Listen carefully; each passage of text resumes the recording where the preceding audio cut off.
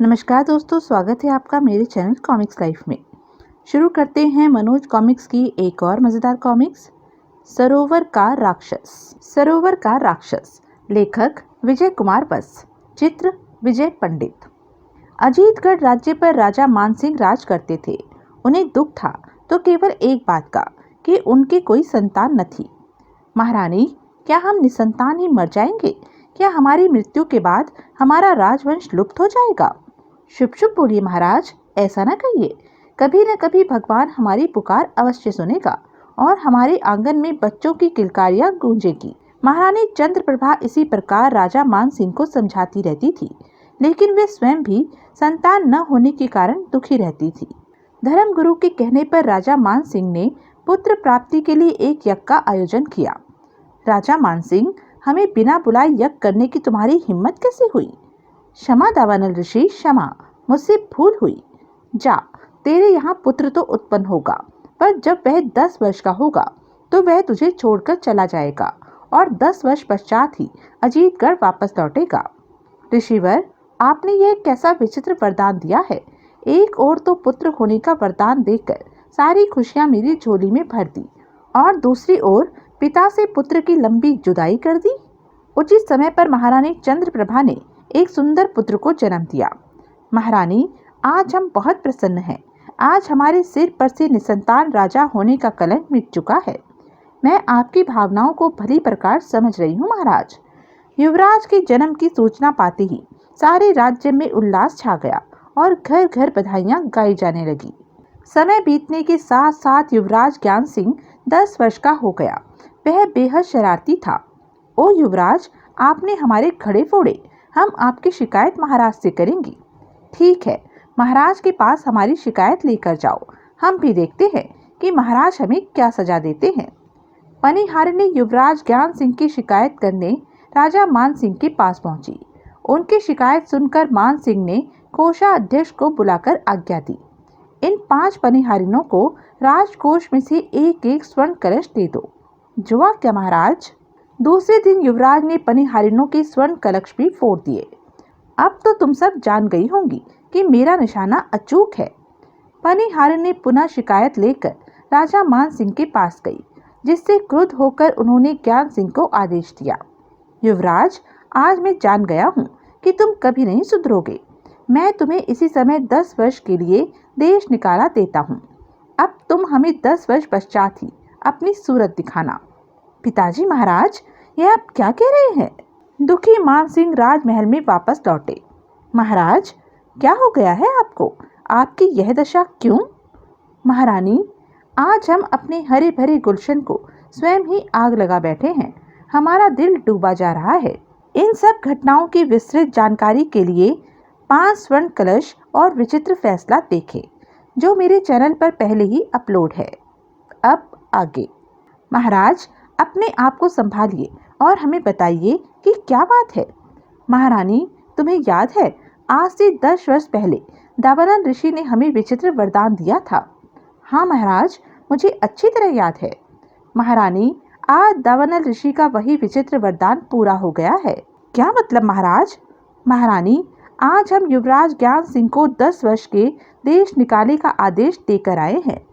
फिर मान सिंह ने महारानी चंद्रप्रभा को सारी बात बताई। सारी बात जानकर, यह आपने क्या किया महाराज? युवराज की एक छोटी सी भूल पर उसे आप 10 वर्ष के देश निकाले का आदेश दे बैठे। क्या आपका दिल पत्थर का हो गया था? कैसे पिता हैं आप? महारानी, अब तुम हमें कुछ भी कहो, युवराज को राज आज्ञा का पालन तो करना ही पड़ेगा। क्या तुम समझती हो कि युवराज को देश निकाला देकर हमें प्रसन्नता हो रही है? अब अगर हम अपना फैसला बदलते हैं तो प्रजा की नजरों में गिर जाएंगे। लोग कहेंगे कि क्या यही राजा का न्याय है? जब अपने बेटे की बात आई तो अपना फैसला बदल दिया। क्या तुम चाहती हो कि लोग हमें ऐसी बातें कहें? नहीं महाराज, ऐसा तो मैं सपने में भी नहीं सोच सकती। अभी उन दोनों का वार्तालाप चल ही रहा था कि युवराज ज्ञान सिंह ने कक्ष में प्रवेश किया। पिताजी महाराज, मुझे आज्ञा दीजिए। मैं आज ही अजीतगढ़ छोड़कर जाना चाहता हूँ। बेटा! महारानी ने दौड़कर उसे अपनी छाती से लगा लिया और रोने लगी। यह देखकर, माँ, आंसू बहाकर मेरा दिल कमजोर न करो। हंसते हंसते मुझे विदा करो। युवराज ठीक ही कह रहा है महारानी। महारानी चंद्रप्रभा ने जल्दी से अपने आंसू पोंछते हुए ज्ञान सिंह से कहा, बेटा, किस्मत के खेल निराले हैं। आज तुम हमसे लंबे समय के लिए बिछुड़ रहे हो। हमें भूल न जाना और 10 वर्ष पश्चात पुनः लौट कर यहीं पर आना। माँ, आपके स्नेह को मैं भूल कैसे सकता हूँ। कहकर ज्ञान सिंह ने अपने माता पिता के चरण स्पर्श किए। तब भरे हुए हृदय से मान सिंह और चंद्रप्रभा ज्ञान सिंह को विदा देने के लिए राजमहल के मुख्य द्वार तक आए। भगवान, मेरे बेटे की रक्षा करना। वह जहाँ भी जाए स्वस्थ व सुखी रहे। नियति का यह कैसा क्रूर मजाक है। हमारी आंखों का तारा हमसे दूर जा रहा है और हम चाहकर भी कुछ नहीं कर सकते। युवराज ज्ञान सिंह का रथ जब राज्य की सीमा से दूर एक वन के पास पहुंचा। सारथी, अब तुम अजीतगढ़ वापस लौट जाओ। अब हम आगे अकेले ही जाएंगे। युवराज, ऐसा कैसे हो सकता है? अभी आप बच्चे हैं। मैं आपको ऐसे निर्जन स्थान में अकेला नहीं छोड़ सकता। मैं तुम्हारे साथ ही रहूंगा। सारथी, जिद न करो। हमारे साथ साथ तुम भी क्यों दुख उठाना चाहते हो? हमारा कहना मानो और यहीं से वापस लौट जाओ। ज्ञान सिंह के बार बार कहने पर सारथी अनमना सा होकर वहां से चला गया। तब ज्ञान सिंह जंगल के अंदर की ओर चल पड़ा। वह अभी वन में कुछ ही दूर गया था कि बचाओ बचाओ बचाओ, लगता है कोई मनुष्य संकट में है। मुझे उसकी मदद करनी चाहिए। ज्ञान सिंह झाड़ियों को पार करके जैसे ही दूसरी ओर पहुंचा, ओह, शेर ने उस लड़के को अपने जबड़े में दबा रखा है। अगर मैंने तुरंत ही कुछ नहीं किया तो शेर इस लड़के को मार देगा। सोचकर ज्ञान सिंह ने जल्दी से कमान पर तीर चढ़ाया और शेर पर वार किया।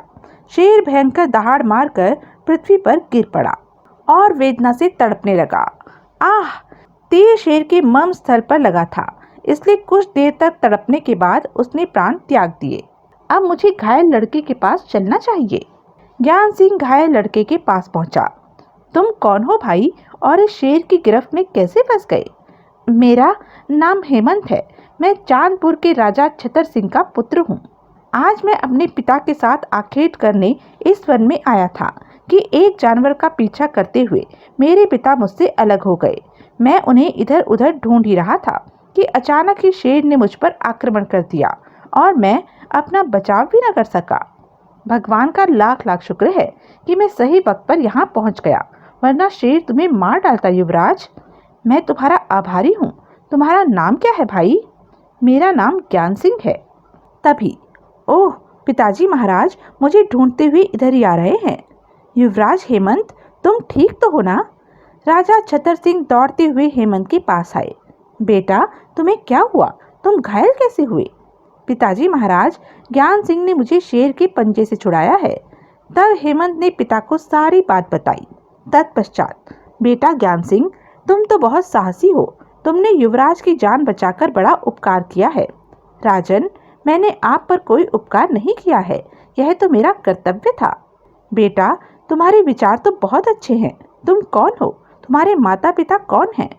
मुझे इनको अपने बारे में सही बातें नहीं बतानी चाहिए। यह सोचकर ज्ञान सिंह ने छतर सिंह से कहा, राजन, मेरे माता पिता नहीं हैं। मैं अनाथ हूँ और इधर उधर भटकता रहता हूँ। ओह बेटा, तुम अनाथ हो, यह जानकर हमें बहुत दुख हुआ। फिर कुछ सोचकर छतर सिंह ने ज्ञान सिंह से कहा, बेटा, यदि तुम चाहो तो हमारे साथ चांदपुर चल सकते हो। हम तुम्हें अपना पुत्र बनाकर राजमहल में रखेंगे। राजन, मैंने युवराज की जान बचाई है। कहीं आप इसी बात का बदला चुकाने के लिए ही तो ऐसा नहीं कह रहे हैं? नहीं बेटा, ऐसी बात नहीं है। तुम जैसे साहसी लड़के को अपना पुत्र बनाकर हमें गर्व होगा। युवराज हेमंत को भी तुम जैसा वीर भाई मिल जाएगा। ज्ञान सिंह, तू इस प्रकार कब तक भटकेगा? तुझे राजा छतर सिंह की बात मान ही लेनी चाहिए। अगले पल, राजन, मुझे आपकी बात स्वीकार है। मैं आपके साथ चलने को तैयार हूँ। तब तुम हमें राजन न कहकर हेमंत की तरह पिताजी कहो, हमें खुशी होगी। पिताजी कहकर ज्ञान सिंह छतर सिंह की छाती से लग गया। तत्पश्चात, बेटा ज्ञान सिंह, हेमंत घायल है।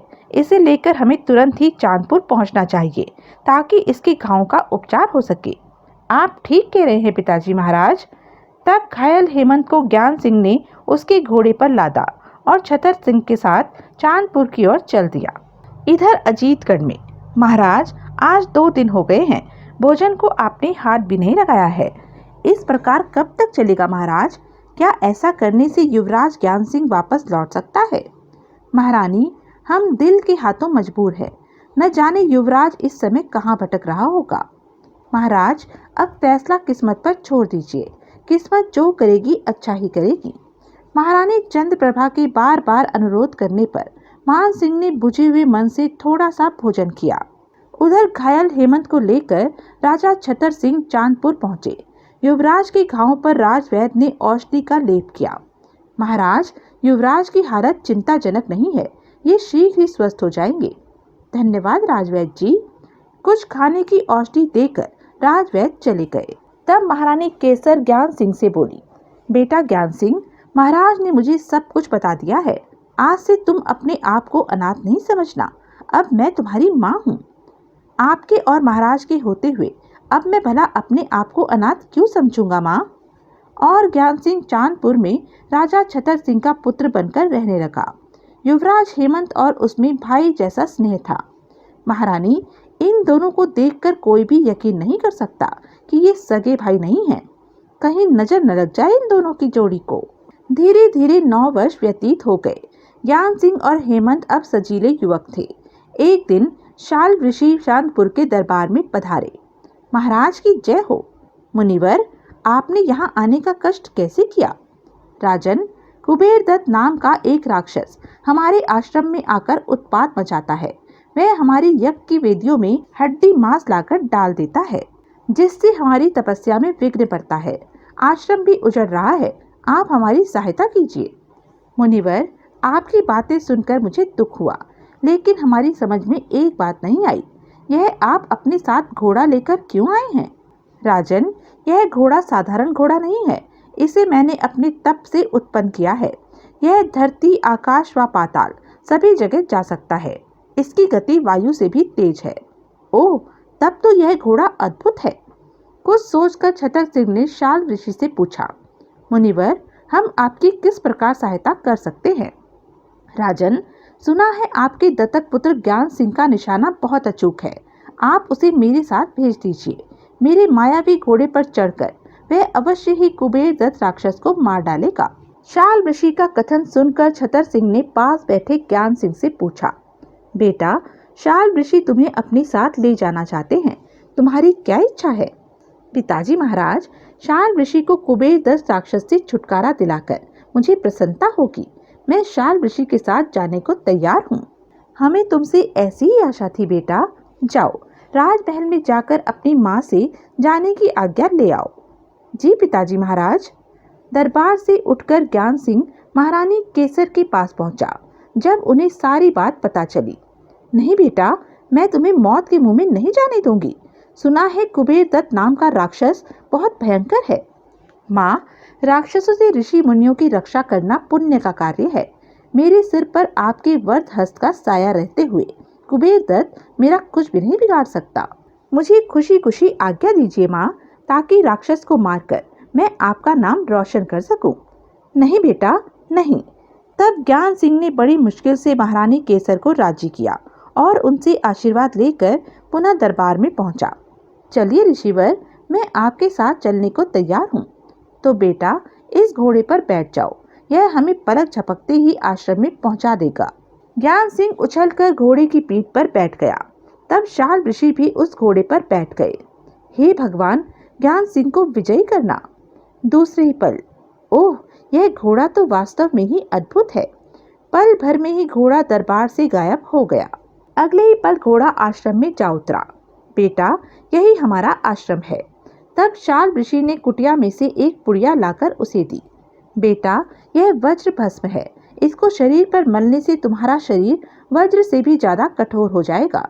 तब कुबेर दत्त राक्षस के प्रहारों का तुम्हारे शरीर पर कोई असर नहीं होगा। इसे तुम अपने शरीर पर लगा लो। जी ऋषिवर। तत्पश्चात ज्ञान सिंह ने वज्र भस्म को अपने शरीर पर मल लिया। ऐसा करते ही, ओह, वज्र भस्म के शरीर पर लगते ही मेरे शरीर में अद्भुत शक्ति का संचार होने लगा है। शरीर में कठोरता सी आती जा रही है। तत्पश्चात ऋषिवर, अब आप निश्चिंत होकर यज्ञ की तैयारी कीजिए। अब मैं कुबेर दत्त राक्षस से आपकी रक्षा करूंगा। शाल ऋषि ने उसी समय आसपास के ऋषि मुनियों को बुलाया और एक यज्ञ का आयोजन किया। अभी यज्ञ को प्रारंभ हुए कुछ ही समय बीता था कि हा, लगता है यही कुबेर दत्त राक्षस है। अट्टहास करता हुआ कुबेर दत्त जब यज्ञ की वेदी के पास पहुंचा। ठहर जा कुबेर दत्त, मृत हिरण को यज्ञ की वेदी में न डालना, वरना मैं तेरी जान ले लूंगा। ज्ञान सिंह की ललकार सुनकर कुबेर दत्त ठिठका। कौन है रे तू? तूने हमें टोकने का साहस कैसे किया? मैं तेरी मौत हूँ कुबेर दत्त, हिम्मत हो तो आ, मुझसे मुकाबला कर। ओह, तो तू मुझे ललकार रहा है? याद रख, मैं तुझे तिनके की तरह मसल डालूंगा। हा, तू मुझे क्या मारेगा? ज्ञान सिंह को हंसते देखकर कुबेर दत्त के तन बदन में आग लग गई।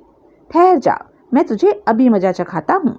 कुबेर दत्त हुंकार भरकर ज्ञान सिंह की ओर दौड़ा। अब मुझे घोड़े को ऐड़ लगानी चाहिए। जैसे ही कुबेर दत्त ज्ञान सिंह के घोड़े के पास आया, आह! कुबेर दत्त लड़खड़ाकर भूमि पर गिर पड़ा, लेकिन तुरंत ही भूमि पर से उठा और उसने ज्ञान सिंह की गर्दन पकड़ ली। यह देखकर, ओह, अब क्या होगा? लगता है बेचारा ज्ञान सिंह कुबेर दत्त के हाथों बेमौत मारा जाएगा।